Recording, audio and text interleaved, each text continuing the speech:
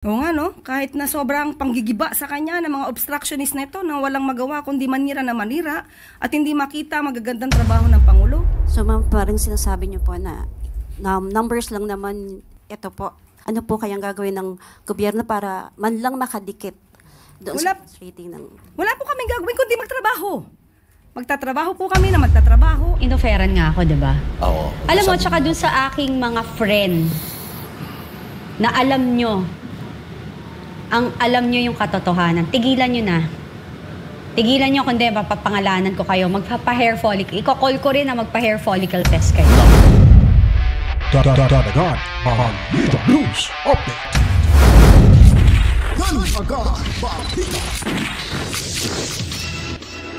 Right, nagbabalik ko tayo mga kabitan. Welcome back again sa ating munting bahay, Danagan Balita Reaction Video News Update.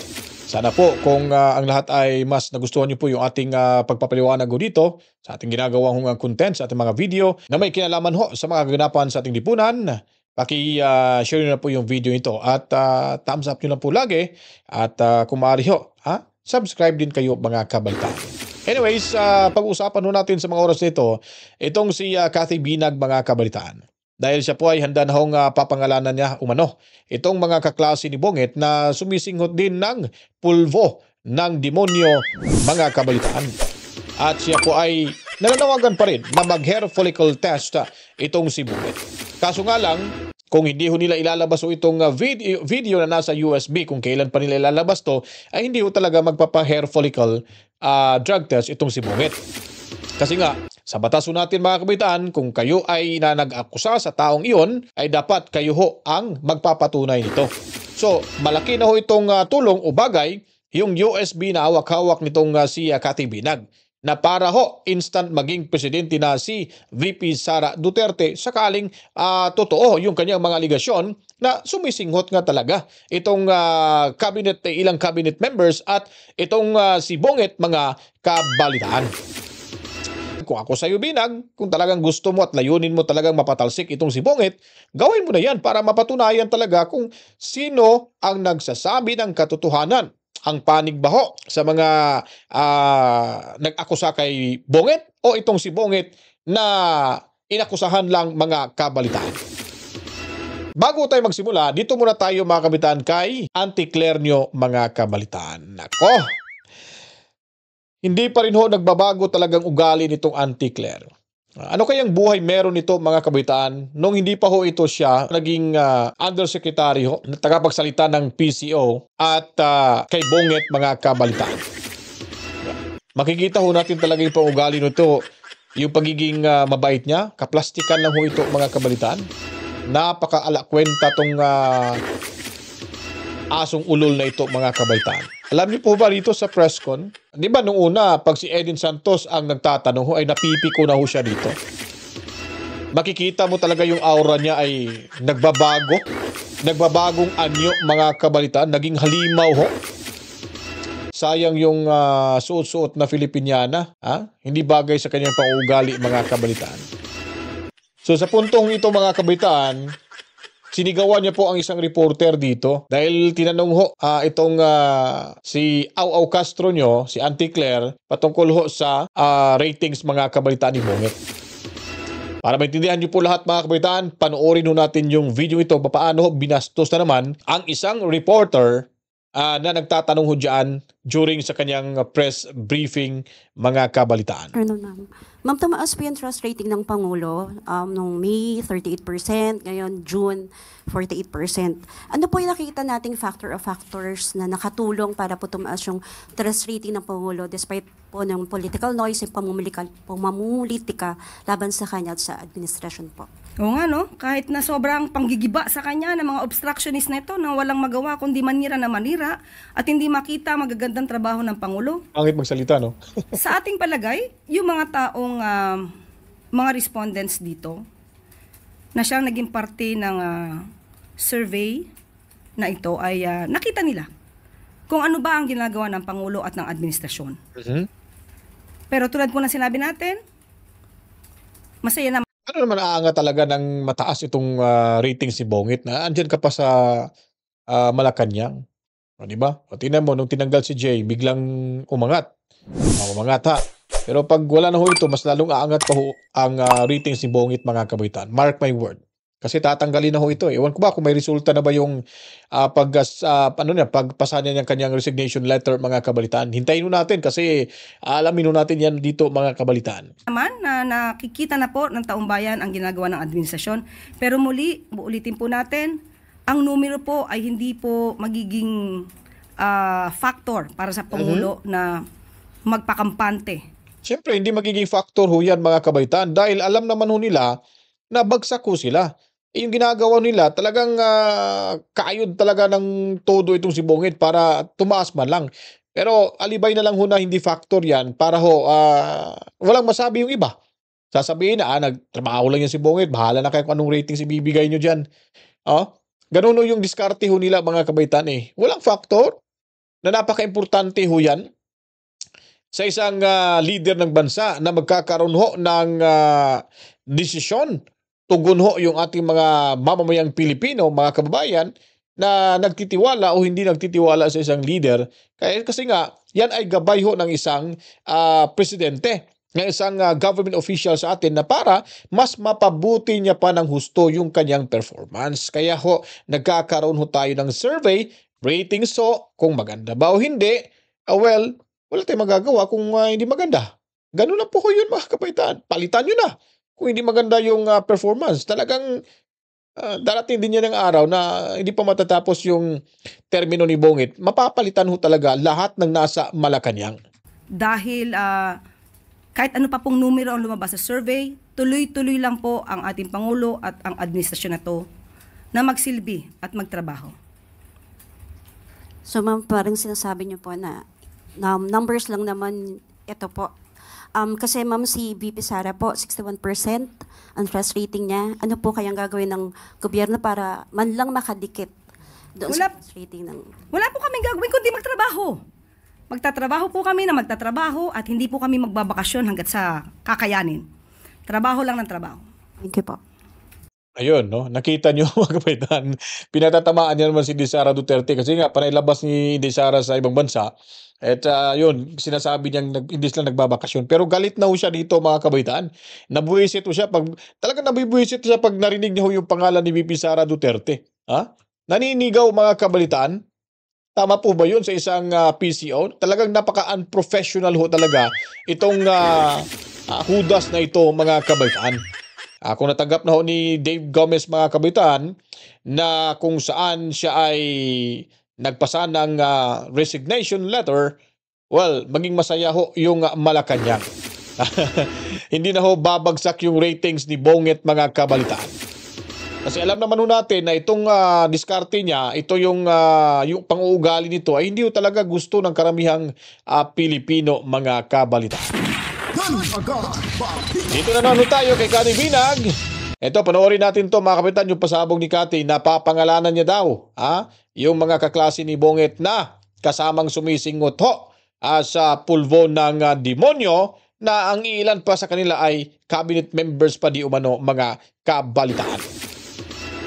Hindi ako makapaniwala na we are discussing this. Yung meron pang nagtatanggol kay Aimee na supposedly ang pinagtatanggol natin dito, yung paano natin makukuha yung katotohanan. Bakit may discussion pa tayo about Aimee? Exactly. Dapat nagtulong-tulong na lang tayo na convince natin si Aimee. At saka yung focus natin is manawagan tayo na talagang patunayan sa atin ng presidente at ng kanyang asawa at ng kung sino man nandyan na hindi sila gumagamit ng pinagbabawal na gamot. And the only way to do it is for them to undergo hair follicle test. Tingnan mo na, matanong ko sa'yo, bakit ba kasi nasa USB na so 90s naman nata? USB? Lagay mo sa cloud. Di ba dapat CD yung 90s? Pero ito final na na message ko. Regardless, sinabi naman ni Kati na may USB siya. But regardless, meron o wala, ikaw bilang isang Pilipino na nakakaintindi naman, may utak ka naman, nakikita mo naman siguro kung papaano pabago-bago desisyon ng mga to, kung papaanong iba yung kanilang sinasabi sa ginagawa. kung anong nangyayari sa bayan natin ngayon, Yeah. anong estado ng Pilipinas patungkol sa pagbalik na naman ng krimen, pagbalik ng droga, bagsak ang ang ekonomiya, mahal ang bilihin, walang trabaho. Yeah. Yung mga tao lumalabas na sa imbornal, 'di ba? Yung 1.5 billion per day na flood control project na baha pa rin naman lagi. So, hindi na kailangan ng USB at ng kung ano-ano pang mga video para tayo ay makumbinse na wala talaga sa katinuan ng mga ito. Well, napakadali namang patunayan sa totoo lang kung wala kang kinakatakot. Yes. Nananawagan kami ng hair follicle drug test sa inyo to end this once and for all. Pero para sa akin mga kabataan, hindi ho talaga kakagat ho sa painiyang si Bonget kung hindi ho may lalabas ho itong video na hawak-hawak ko na nasa USB ni Cathy Binag, mga kabalitaan. Kasi nga, kailangan ho talagang patunayan kasi pag lagi ho tayo nanawagan na mag-hair follicle test at dinideny ho nila yung sabi nila AI generated daw itong unang lumabas na video na sumisinghot itong di umano si Bonget, ay hindi ho talaga ito kakagat. Unless kung ilalabas ho nila at ito ay makita ho ng taong bayan, mapipilitan ho talaga itong si Bonget, mga kabalitaan, na magpa-hair follicle test kung siya po ay wala ho talagang tinatago ho patungkol dito.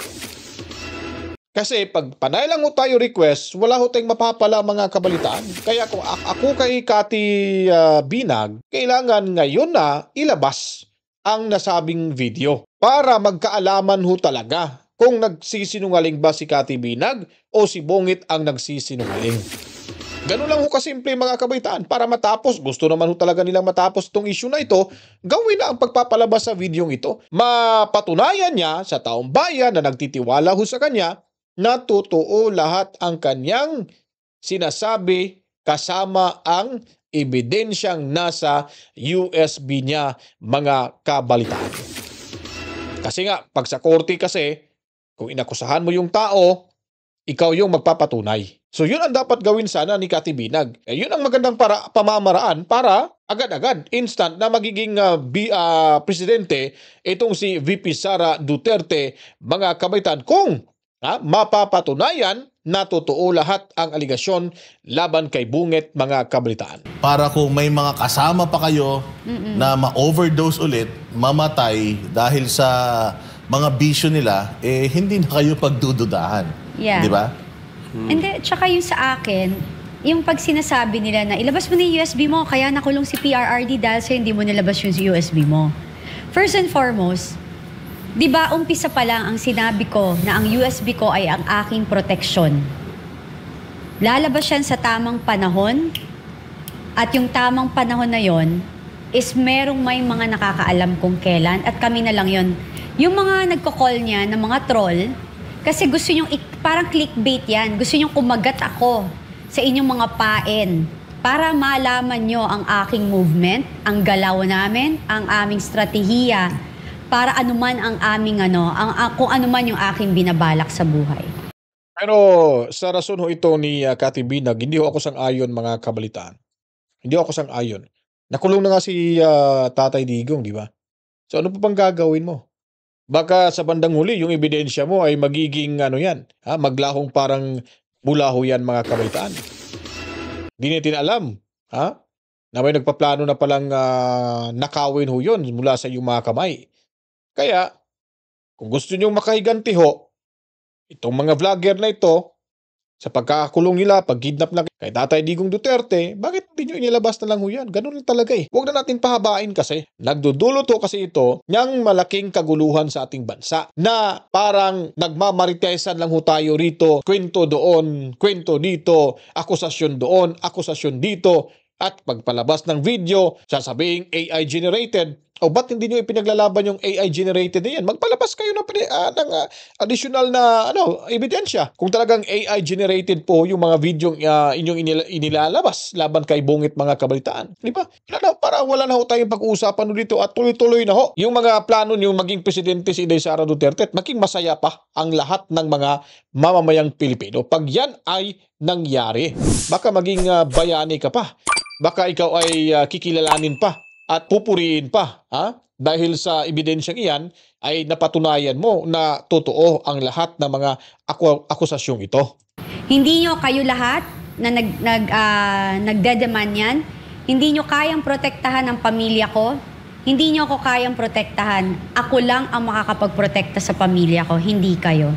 So bago kayo bumanat dyan, banatan nyo yung totoong kalaban, mag-call kayo ng hair follicle test kasi dyan lahat nag-umpisa ang issue sa paggamit ng droga. Paano yan mapapatunayan? Katulad ng sinasabi nila Boss Dada, Coach Oli and Banat Bay, simple lang. Ang simple lang, hair follicle test. At simple lang din, ilabas yung video para mapilitang mag-hair follicle test itong si Bungit. At kung hindi ho siya magpa-hair follicle mga kabalitaan, drug test, na kung ang video ay lumabas na, ay sigurado no, maniniwala na ho talaga tayo. 100% na ho yan na sumising ho talaga itong si Bungit. Di ba? Parang chess lang ho yan mga kabalitaan. Habulan lang kayo kung sinong mamati ninyo. Kung sinong ma-checkmate ninyo dyan. Itong bagay na ito na hawak-hawak ngayon ni Cathy Binag, malaki ho itong puntos para sa kanya. At nasa kanya ho nakasalalay yung kinabukasan ho ng ating bansa ngayon dahil nga pag lumabas ang videong ito, mapapatunayan na totoo, si Bungit talaga, bababa ho talaga yan sa pwesto. At instant na magiging presidente si VP Sara Duterte. Mark my word, kung gagawin ho yan ni Cathy Binag mga kabaitan, ngayon na, panahon na ngayon, baka may mangyari pang hindi maganda, hanggang kwento lang pala itong akusasyon na ito. So sino ho yung sisisihin? Tayo mga DDS supporter, mas mapapatunayan pa nila na fake news peddler pala itong mga DDS vlogger na ito mga kabaitan. Di po ba? Kung gusto nyo talaga na magkaroon ho ng magandang kinabukasan yung bawat mamamayang Pilipino, magdesisyon na kayo. Pag-isipan nyo ng husto. Matagal na yan hindi pa lumalabas. Tatapon mo na ba yung USB pagka may hair follicle test na? Hindi pa rin. Hindi pa rin? Hindi. Ipapakita mo na ba? 20 secret. Ako nag-aari niya yun. Ang hirap naman niyang puwersahin, di ba? Siya ang magdidesisyon yan May dead body. So that is a fact. So ibig sabihin, may dead body, may WPS nakakalat sa lamesa. So merong irregular na nangyari na kasama doon sa ng ating First Lady. Okay? Ako naniniwala ako hindi magbibitaw si VP Sara sa mainstream media ng kasinungalingan. Ito po ay kinontra ni Claire. Mag-aantay po tayo.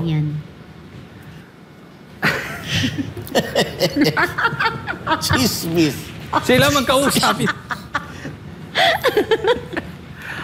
Mag-aantay po tayo. Ako naniniwala ako na meron pang darating na mga ebidensya. Tingnan nyo, abangan ninyo. May karagdagang dito. Imposibleng walang anomalyang nangyari po dito. They are so silent, yung kanilang reaction so delayed, kung talagang inosente po sila. Abang-abang lang po tayo. At pag may dumating ulit na mga balita, huwag nating hayaang mamatay ito. Balita na ito kasi I'm sure tatabunan nila ito. So be sensitive about it. Kailangan once and for all, makita na lang natin dito kung talaga bang gumagamit ang first family or hindi. Kasi nga mga kabaitaan, maalala ho natin yung March 8 talaga, yung pumutok talaga, no? Yung balitang yun na namatay si Tantoco. Parang nagkaroon ho ng news blackout mga kabaitaan ang mainstream media. Hindi na babalita. Dahil alam nyo kung bakit. Timing tamang-tama rin ho nung nangyari ho yung problemang yun na nandoon ho sa Amerika itong si Liza Tanas. Yun din ang araw na kinidnap ho si Tatay Digong Duterte. So yung mga reporter Doon nakafocus ho mga kabaitan. So natatakpan. Kaya nagkaroon ho ng news blackout ho ang pangyayari doon sa Amerika. Tama ho yung sinasabi ni Coach Oli ho dito. Kailangan talaga pansinin ho at bigyang halaga kung ano yung mga mabibigat na mga impormasyon, balita at kung ano-ano para hindi ho matakpan agad. Kasi nga ang diskarte ho sa administrasyong ito, pag may mga malalaking issue ay gagawa ho ng eksena ho yan sila para hindi agad mapansin at mawala sa eksena at hindi magiging banner ho sa balita ang mga pangyayaring iyon mga kabalitaan. Tatanong lang po, hindi tayo nagbibintang. Pero Kati, di ba eyewitness ka? Oo. Nakita mo talaga. At yung sinabi ko kanina, yung kinidnap nila si Tatay Digong Duterte, yun po ay nagmula ho yan sa bibig mismo ni Inday Sara Duterte. Sinabi niya pa nga na nung nangyari daw itong krimen dyan sa may LA Beverly Hills, ay nandun daw di umano si Liza Tanas. O, di ba? So, medyo may news blackout dito na tila bagang parang normal lang yung pangyayari, parang walang nangyari. Kumbaga sila lang nakakaalam doon mga kabaitan. Buti nga may mga may mga vlogger din tayo sa Amerika na napansin yon at ginawan lang content. Binalita ho nila sa sarili lang page. Ayun, nalaman ho ng buong bansa at nagkaroon ho ito ng hocus-pocus at mga pagdududa kung bakit ho nangyari ang ganon. Yung pagsingot di umano ng pulvo ng demonyo na napasama ho dyan si Tantoko at nadali ho talaga kabalitaan. Oo naman. Inoferan nga ako, di ba? Oo. Alam mo, tsaka dun sa aking mga friend na alam nyo yung katotohanan, tigilan nyo na. Tigilan nyo kundi mapapangalanan ko kayo. Magpapa-hair follicle. Iko-call ko rin na magpa-hair follicle test kayo. Nako. So, nasa Tigilan USB, nyo. nasa USB ba mga yan? Nasa USB kayo. Yung kinikwento mo kanina kay Boss Dada na, Ayun yun. hindi, iba pa yan. May ebidensya ka na yung bayad-bayad ba yun? Iba pa yun. Iba pa yun. Yung mga paid na mga bumbabaliktad at halatang pabaliktad na naman. Nako. Sige, Diba? abangan natin Naku po, yan. patay kang Hindi ko bata. alam yan. Hindi ko Abangan alam. natin yan. Wala Diba? akong alam dyan. Basta ako, pinakita niya sa akin, ipapakita ko na ba? Sabi ko, wag mo na ipakita, baka masira ang career natin yan. Anyway, maraming salamat po. At So ayun po, dito nagtapos ho yung ating video reaction, presentation ho mga kabaitaan. Kaya nga po ang balitaan natin ay talagang very interesting ho dahil sa mga pangyayari ho sa ating lipunan. Pero sana man lang magising na ho ito sa itong si Cathy Binag, no, na ilabas niya na para hindi ho tayo mapagbintangan na mga fake news peddlers. Kasi yun po ang sinasabi ho ng administrasyong ito. At talagang tinuturo lagi yung DDS supporters, vloggers na tagapagkalat ho ng mga hindi magandang impormasyon at paninira lang daw. Obstructionist, ano pa to yung sinabi niya? Propagandist daw mga kabalitaan. Nako po, mabigat ho yung akusasyon na yan. Anyways, manalangin lang humango tayo mga kabalitaan na lalabas ho talaga yung katotohanan dahil hindi ho natutulog ang Diyos at hindi ho magwawagi ang kasamaan sa kabutihan mga kabalitaan. At sana may patutunguhan ho talaga itong lumabas na impormasyon patungkol sa rason ng or kadahilanan ng pagkamatay nitong si Tantoko dahil nga sa paghit-hit ng pulvo ng demonyo na nasubrahan na overdose mga kabalita. Merong managot, dapat managot din kasi yun ang kanilang entrada Kung sino yung nagpapakalat ng impormasyon na to, dapat managot. Kasi nga fake news.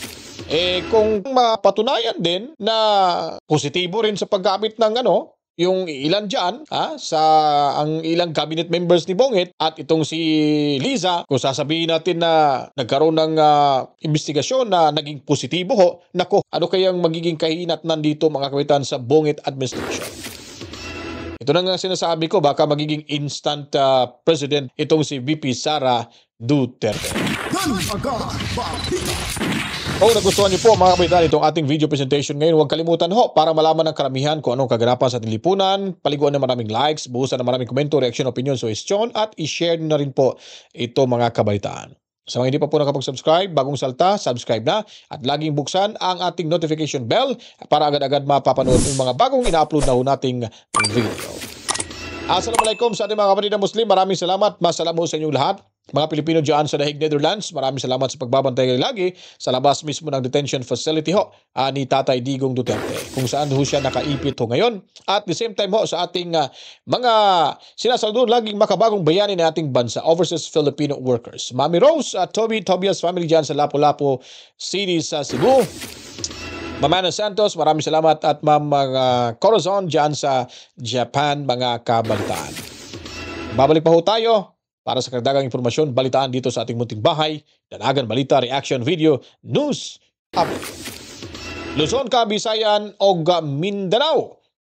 Ang programang ito ay para ho sa ating lahat. Dagang salamat. To God be the glory. Mwah, chip chip. Peace out. Danagan Balita.